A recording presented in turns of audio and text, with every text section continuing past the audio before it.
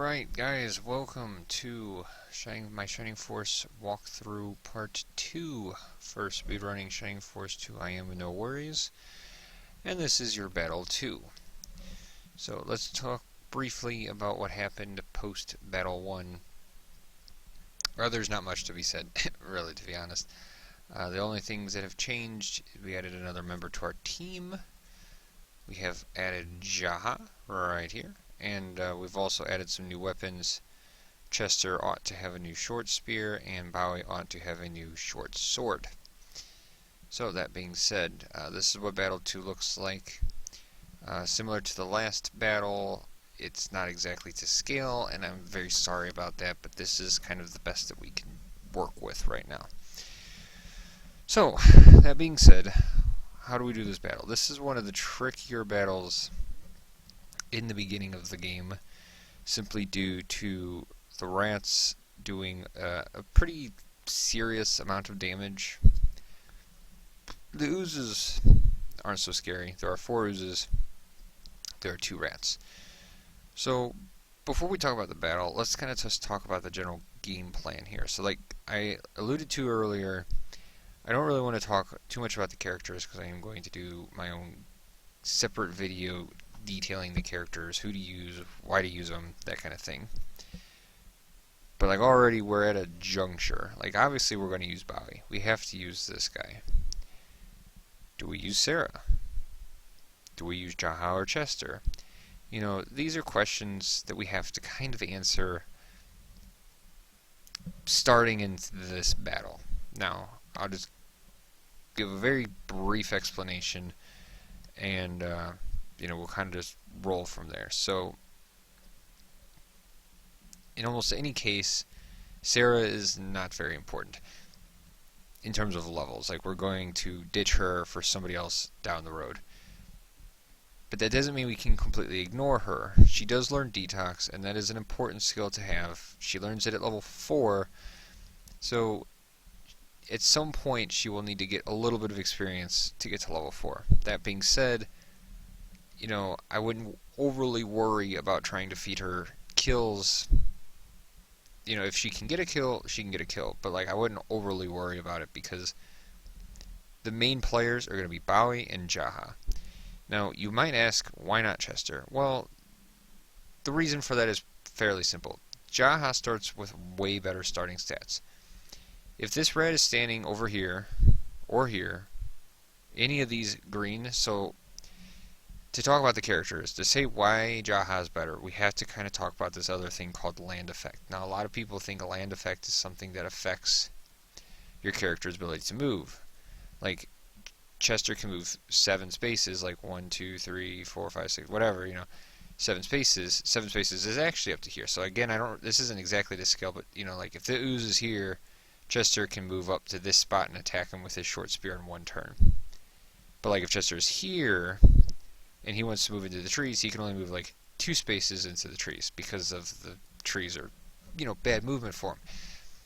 And that's true, but that's not what land effect is. So land effect, if you walk, you'll notice up in this corner of your screen, you'll see a little thing that says land effect. It'll say 0%, it'll say like 10%, 30%, whatever.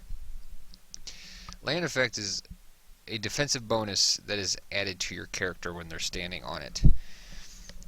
It's bugged. It's not an exact amount. It should be like 15 and 30%, when in fact it is more along the lines of 10 and 20%. But regardless, the effect is still the same.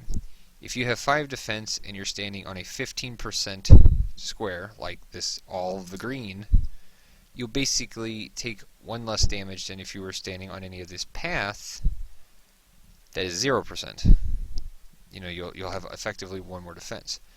Similarly, if you're standing in here, the brush or the trees where it is 30% and you have like 5 defense, you'll take 2 less damage. Basically, for about every 5 defense, standing on a 15% square adds 1 defense.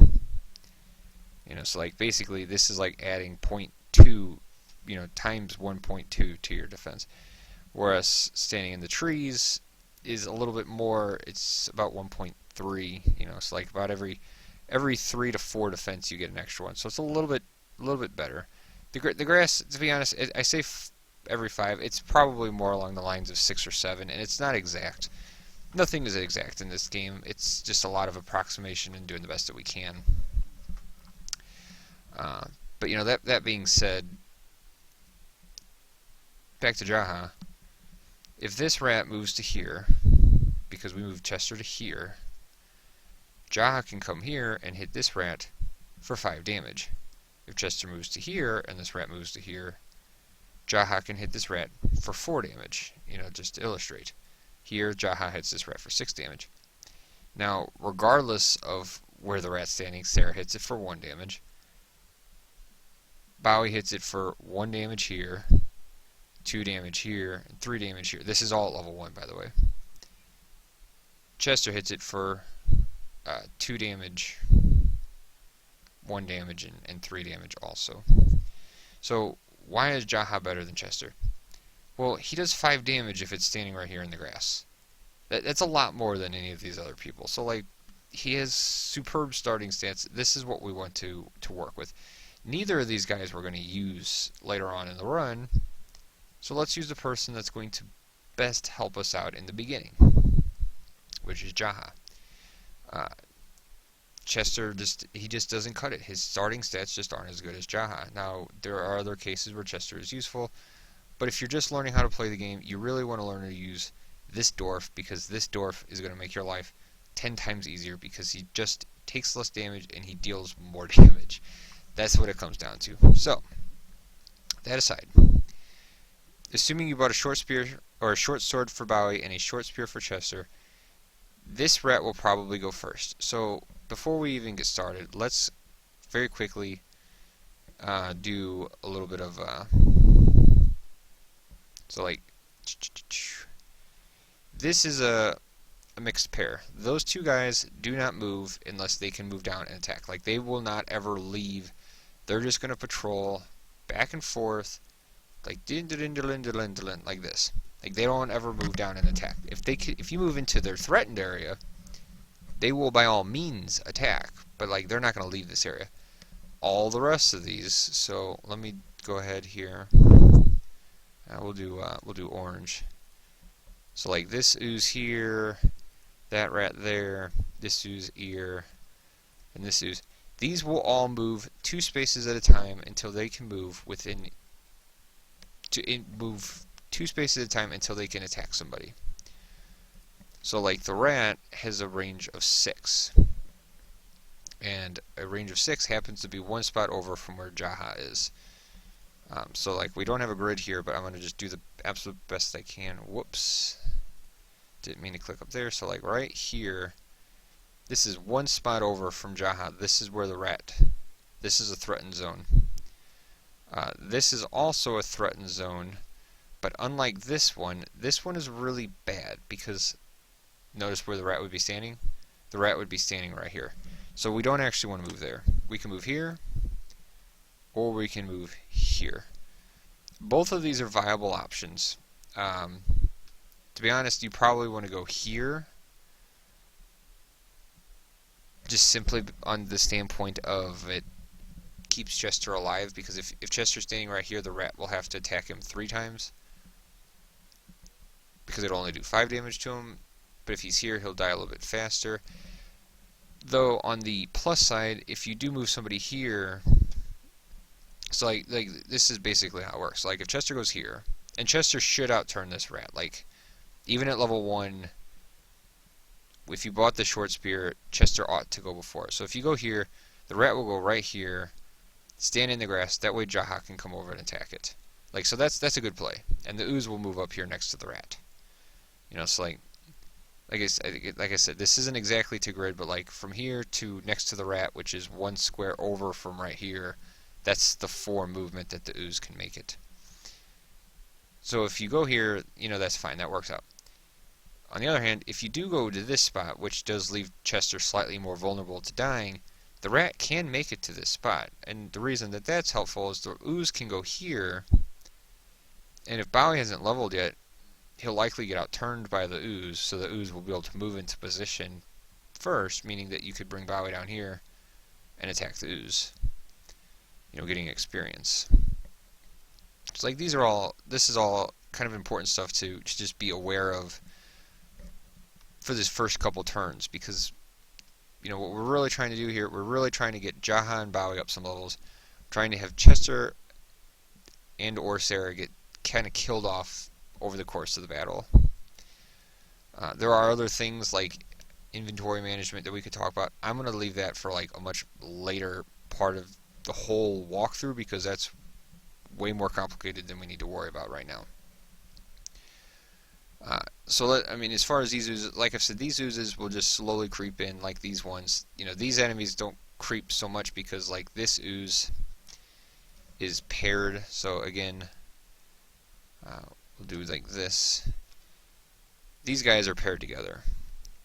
So like the reason that pairings are important to know is if an enemy is paired with another enemy, then if one enemy, like if this rat moves over, this ooze is going to sprint over here. But like if this rat only moves 2 spaces forward because he went before anyone on our team went, then the ooze will just move up the 1 space because he's staying near his enemy. So like this is it's just kind of important stuff to know about. In particular, there are enemy combinations down the road that are a little bit more important, but this is kind of where we're first introduced to the idea of enemies being paired or linked together. So we've got this group here, we've got this group here, and then the oozes, these 2 oozes just are completely off on their own, slowly creeping 2 spaces at a time until they can sprint ahead and attack. So like that is the general way of how enemies move, which I was going to hold off on it, but I'll go ahead and get into it. So like basically there are, and I might change this number right after I say it, 3 ways that enemies can move. They'll either move in what I'm going to call the creeping fashion, which is to say 2 spaces at a time, unless somebody is within their threatened zone, and then the enemy can move and attack. That's the creeping fashion. There's also the zoning fashion. So we're going to use this group as an example. Pretend that these guys would not move unless you crossed into this threshold. If they're a zoning enemy, then as soon as you cross into their threshold, they're going to move and attack you. So like, they don't move, but as soon as Sarah goes here, wham, they're going to move down and attack. And like I said, that's not how these guys are, but there are enemies that are like that, where they will not move unless they can move to attack. The last kind of movement is what I call triggered movement. So we've got creeping movement, a zoning movement, and triggered movement. Now, triggered is similar to zoning with one major difference. Triggered movement will not move until the beginning of a new round. So like at the beginning of each round, specifically at the end of each turn, the next turn order is created at that moment. So like, we've got all these guys. Chester might go first 1 turn, but then he might only go third the next turn after these 2 enemies have moved. And this is all determined at the very end of the round. The last person to go determines the turn order of the next round. The game, creates it at that point. So like, these enemies, now again, these enemies don't do this, but this is just an example. These enemies may not move unless I move into this trigger right here. Meaning that I could bring Chester over here and attack the ooze before the ooze has moved. So now I've broken their trigger, so they will move, but they're not going to go until the beginning of the next turn, meaning that if this ooze takes his turn, he's just going to stand here. He ain't even going to fight back. He's just going to stand here because he's not told to attack yet. He's got to wait until the next round. And that's stuff that's going to come up much later in the run also. I didn't want to bring it up now, but this does seem fitting to go ahead and talk about it because I am going to make mention of how this works. So like we've got paired enemies that creep, regular enemies that just creep, and then we've got linked enemies that are more zoning because they're not going to leave this zone until they can move out and attack. So that all aside, that was an awful lot to get through, and I am sorry. I am trying to keep it short and keep it the best that I can. So that all aside, the first turn, we're going to want to move Chester into one of these 2 spots. This is probably the better of the spots, just because it has a better setup for the ooze. But regardless, you're going to move him to one of these spots. The rat will come over and attack. The ooze will move over. Jaha needs to just go after the rat because he does the most damage. Bowie can just go after the ooze. Sarah can either trade items or also just go after the ooze. Not a big deal. From there, this ooze is going to creep a little bit more forward. This ooze is going to creep a little bit more forward. See, this is where Chester serves a nice role, is when this ooze is moved down, you can move Chester into this general area. So from here, let me just do a little, we'll make a little orange square here. So like, what these squares are for, the enemies will almost always move in a straight line, and if possible, they're going to move to the top of your person. So like, if I was to put Chester here, this ooze will move 4 spaces, not to here, but to the top of Chester. The enemies always want to go on top. So like, if I was to put him here, he'd come down here, obviously. So the reason this is important is you can see all this is at 0% land effect. This is where we want the enemies to be standing on. So if I can put Chester somewhere where this ooze can be drawn down to attack him, but then end up on the 0% square, you know, then when we bring Bowie and, you know, Jaha around to kill it, they can do more damage, they get more experience. You know, so like, as we're dealing with the rat, we can want to keep in mind where these enemies are at, where we're going to be able to get them to move to. You know, so like these orange squares here, this is just your general planning for where you can put people like Sarah or Chester to get the oozes to move forward more. Now, like I said, this isn't exactly to scale, so I can't exactly grid it out for you, but if we just reset everything, I can just quickly show you, you know, what the distance is. So like I said, the rat has a movement of 6, which is from where the rat starts, it can go to right here. I mean, it can actually go one further, but we don't want to go to this spot. We already have established that this square is a bad square. This is the good square. So it can go right to this line to attack this person. It can also go up one more to this spot. So like, this is the rat's capability. So from where the rat is 5 spaces to this spot. The ooze, similarly, can go up to this spot right here. You know, so that's the 4 movement. The ooze, this ooze can go 1, 2, and it's going to go 1, 2 again before it can reach. So like, this is like 7 spaces or so. You know, so like, the ooze can move 4, rats can move 6. Oozes are scary, but they're not as scary. After a couple levels, it's really not that bad. I'm sure there are more things to say, but this video is already running longer than I wanted it to, so I hope this was a good explanation, a very brief explanation. I know we covered a lot of material here, but this should give you a general gist of what we're trying to do here in this Battle 2 as we move on into Battle 3. Oh, I guess I will just end on one more final note. You see this little square right here? Let me go ahead and draw a square around it, because this is a very important square right here. Ooh, I didn't do... There we go. That square right there. This is an important square because we want the rat to end up right there. This basically means we need to put somebody, like preferably Sarah or Chester, if they're still alive. We want to put one of them in the square directly below this square, because then that will put the rat down there to attack. That being a 0% square means the rat takes more damage. And that's the last thing I'm going to say about this battle. I'll see you guys all back for part 3.